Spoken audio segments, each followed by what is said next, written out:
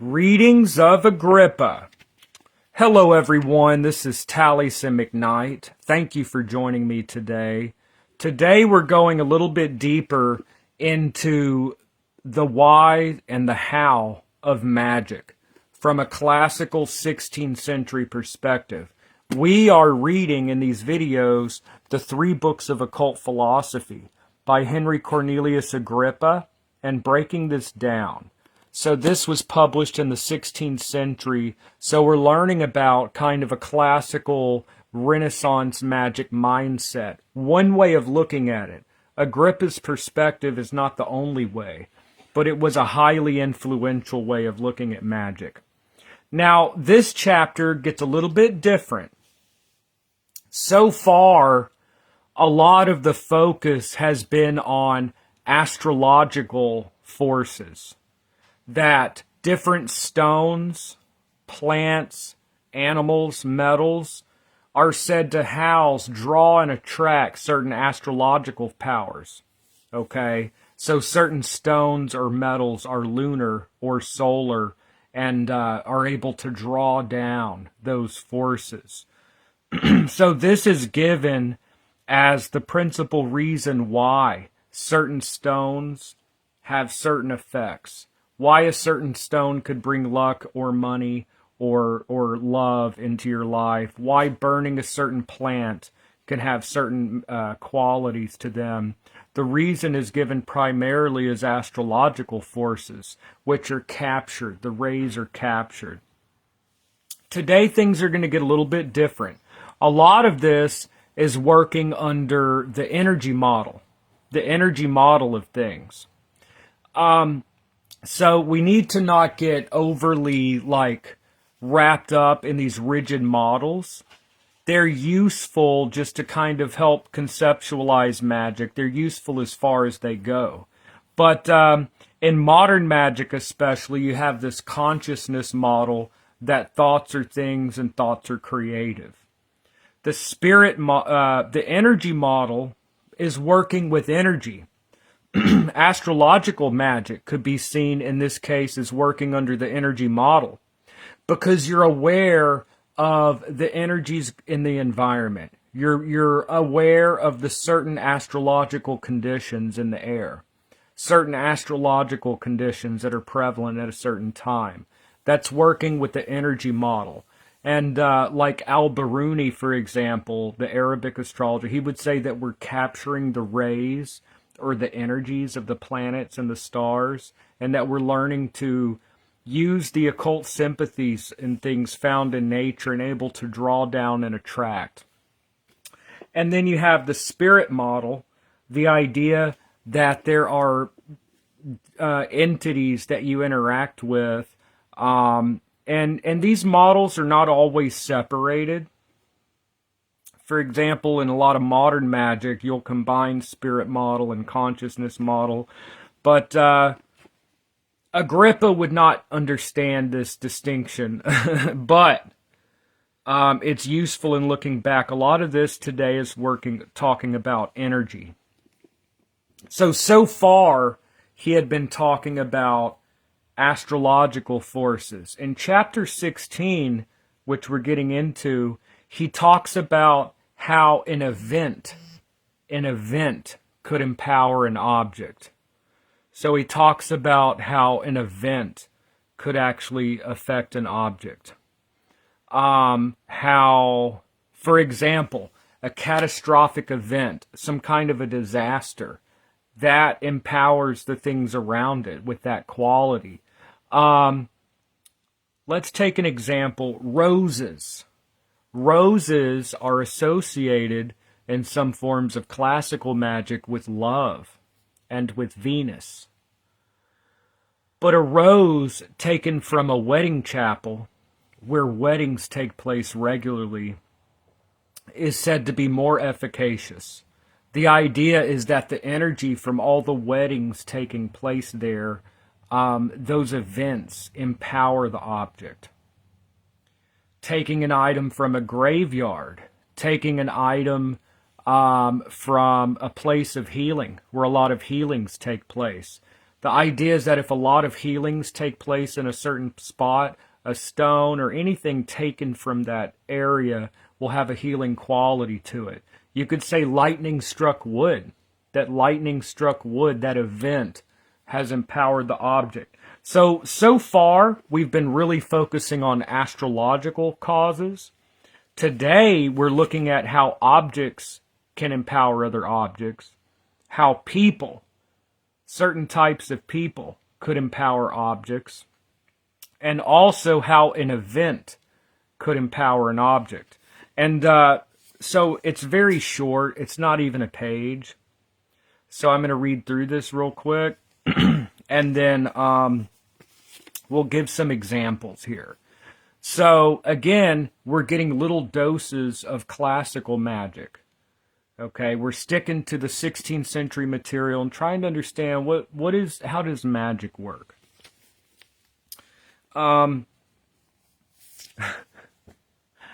So some of this is a little offensive, I think, to modern ears. It talks about the boldness of a harlot.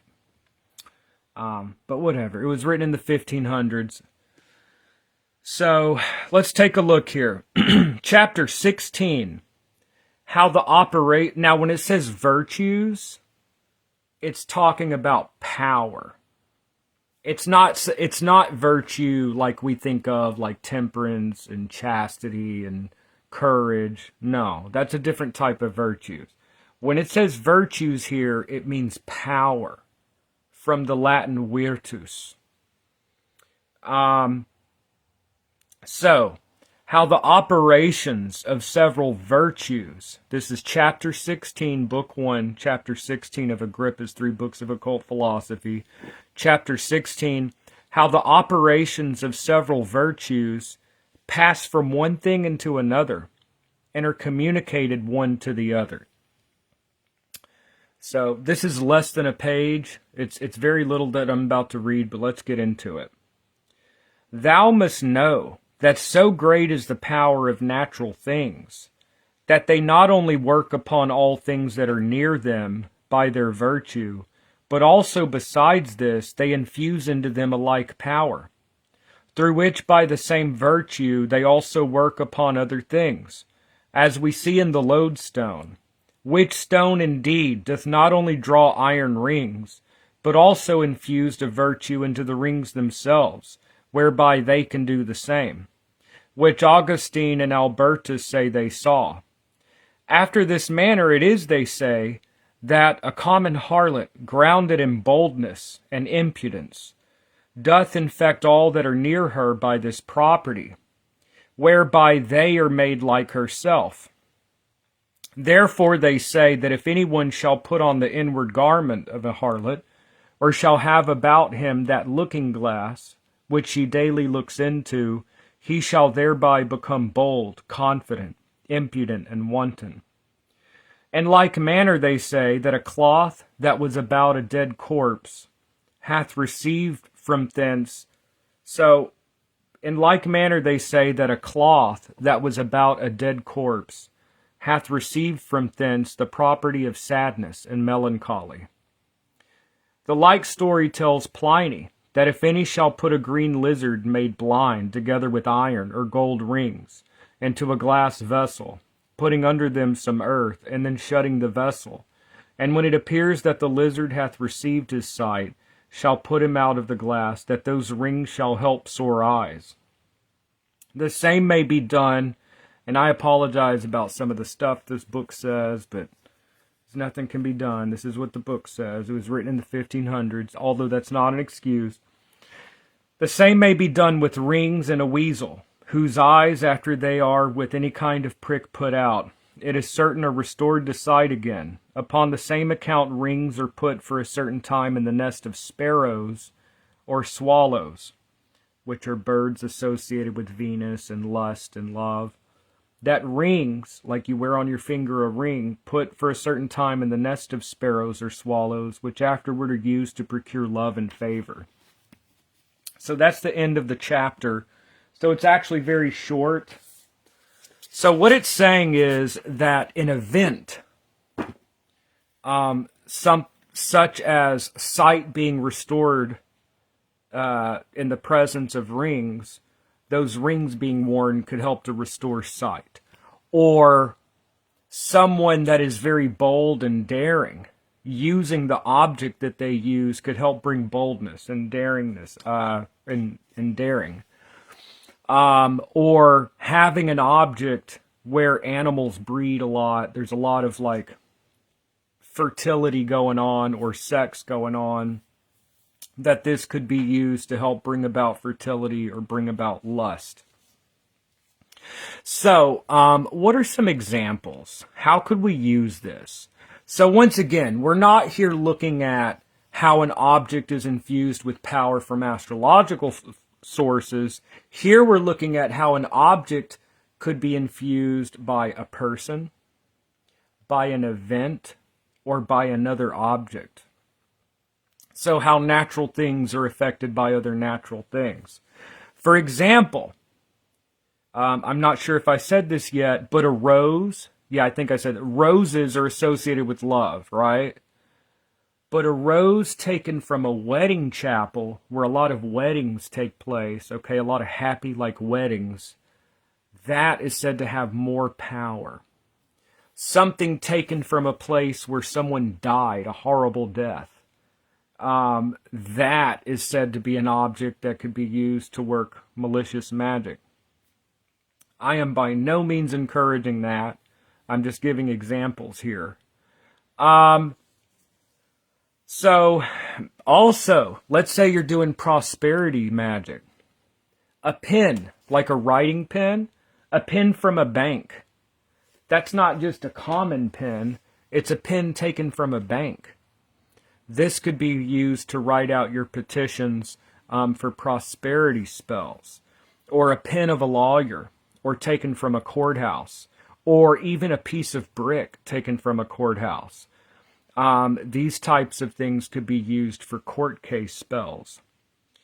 The idea, if a lot of people are healed of a disease, if there's a lot of healings that take place, according to this Renaissance magic perspective, if you take something, pluck a flower, take a piece of stone, a piece of wood, anything from the area where the healings took place, this could be used for healing types of spells and magic. A knife taken from a war, a knife that was actually used in war, in battle. This is something that is not just the object, it's also what happened with the object. So again, the event or the person wielding it infused it with a certain power. If a lot of weddings take place, anything taken from that wedding chapel is said to be infused with something that can encourage that type of thing. A place where a lot of sex happens, or let's say where animals breed, or let's say for fertility, something taken from a maternity ward where a lot of babies are born. A place taken from a place of mourning and sadness to work baleful magic. Something taken from a cemetery to connect with the dead. So this is stuff where the objects are empowered, not so much from astrological forces, but from events. Lightning struck wood is powerful because of the event of being struck by lightning. So a knife from a war, something taken from a place where a lot of healings happen, things taken from graveyards or associated with funeral homes to help connect with the dead, a piece of brick from a courthouse. I'm not encouraging anyone to, this is just information purposes only, you know. A bank pen, a bank from a lawyer for legal stuff. So this is kind of understanding this idea of energy and how objects are infused by astrological conditions, but also objects could be empowered by events, such as an item owned by a bold person can make someone bold. Someone owned by someone very lucky, or a certain event that makes the objects in the vicinity empowered in some way, such as a lightning strike or a train wreck or what have you, some type of big event. And then also, you know, we could apply this in general, some would say that when you get around someone unlucky, like if someone's just always having bad stuff happening to them, some people would say that getting around that person, you may start noticing you start having bad luck. On the other side, someone that's always lucky, good things are always happening to them, just wonderful stuff starts happening. You start hanging out with that person, you may notice more positive things happening for you. I'm not saying that's necessarily the case, but following this type of logic, you are the object next to another object. So we all are part of a sea of energy. We're all interacting. We're not separated. We are not islands unto ourselves. We're all kind of drinking from the same waters, so to speak. So what you're close to, the pen of a famous novelist may possibly help you to be a better writer. Or the brush. Let's say a woman was known for her beauty, her brush used by a beautiful woman, or a comb owned by a ladies' man or something, right? So again, or a great psychic or a great magician using the objects that person used, the knife of a bold warrior, right? Things that an item that was used in war. So putting this all together, not just astrological forces, but events, people, and even other objects can empower other objects. And the grimoires, it's very common to suggest that an item that you plan to use for magic, you kind of slip it under the altar where a mass is going to be said. The priest doesn't know you've got it slipped under the altar cloth or under the altar.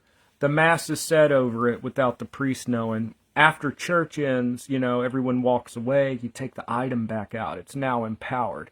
Why? Because the mass was said over the object. As another example. One could also kind of reverse this type of logic and talk about laying tricks. Spell remains could be left at a place that connects with what you're trying to do, such as necromantic spells being left near a cemetery, or something for prosperity, some of those spell remains being buried at a bank. Again, I'm not encouraging people to litter or anything like that, but I'm just giving some examples here, or a healing, the spell remains being left at a clinic, or a court case spell being buried at a courthouse. Again, what you're doing is your like attracts like. And also, I think it's very useful for us to also think about, what do we associate with? Are we associating are we going near places and people that have a lot of negativity? Or are we bringing ourselves around positive environments, positive energies, bringing positive people into our lives? So it's something to think about. So when you look at all these hidden occult or energetic causes, some would say that it begins to make sense. Why are these things happening? Because you're not just looking at the material things. You're beginning to look at the occult or hidden things that are kind of behind the curtain a little bit, right? You're looking at occult causes. So, anyways, as you can see, this is pretty interesting as we go deeper. We made it all the way to chapter 16 of book 1 of the 3 books of occult philosophy. And we're going to keep going deeper into this.